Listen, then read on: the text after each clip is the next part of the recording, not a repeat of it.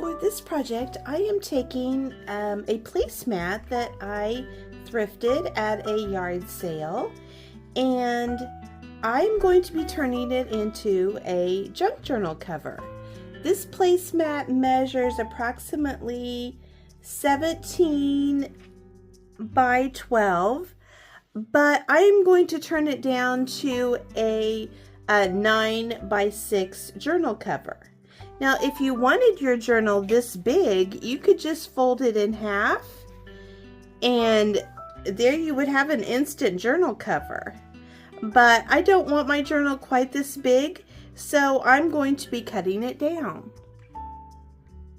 So to make mine the 9 by 6, for the width, I need it to be 12. So I'm going to cut about 2.5 inches off of each end, and they will be open, but I'm going to show you what I'm going to do with that.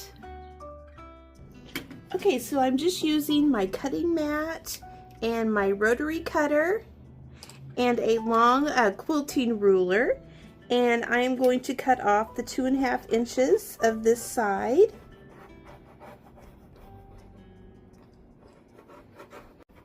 I might need a sharper blade. There, I put a little bit more pressure on it and it is working much better. Okay, I'm gonna go ahead and cut the 2.5 inches off of the other side, and I will be right back. Okay, so now I want my width to be, I guess it would be the length, the tallness of the journal. I want it to be 9. So I turned my placemat the other way, and I'm going to be cutting off 1.5 inches off of each side so I can get to the 9, or approximately to the 9. What I'm doing is lining up with the long ruler. I'm just lining up 1.5 inches on both ends, and then I'm going to hold it as straight as I can and just take my rotary cutter and cut off the excess.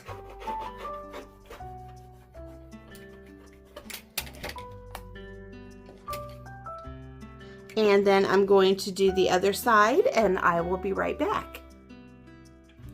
Okay, so now you're going to have these raw edges where you can see the quilt batting inside there.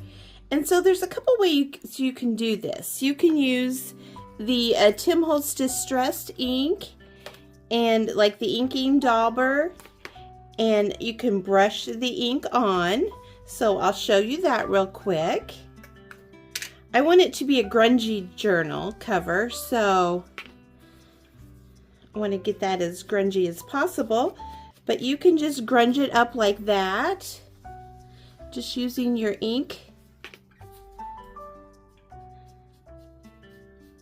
You might even be able to just take your ink pad on there. Yeah, that works good too.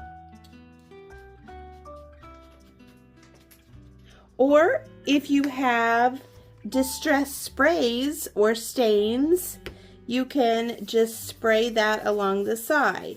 So I'm going to show you that really quick. Got to put my gloves on for that.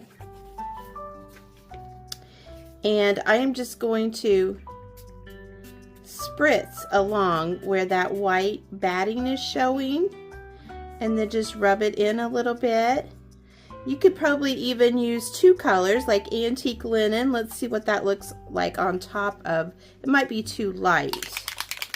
I don't know. And this is distressed oxide spray. It's not the stain. So let's see what happens. Yeah, the 2 mixed together is good, but just 1 would be fine too. The 2 mixed together kind of makes it more the color of the placemat itself. Then you can just rub that in there. But that is just a good way to make an easy no-sew junk journal that maybe you want it to be a little bit grungy, you could probably try any color of placemat actually, as long as it's quilted on both sides, because then you have your front and then you have your inside, and it's just that easy. And then you just sew in the pages that you want in there. You could add a little pocket on here just with some glue. You could use lace or fabric or whatever you wanted for your pockets, and just glue them in. And then decorate the front however you want and add your pages. And that is like your instant junk journal cover. And you can make these any size that you want. So I just thought I would share that quick little idea that I tried.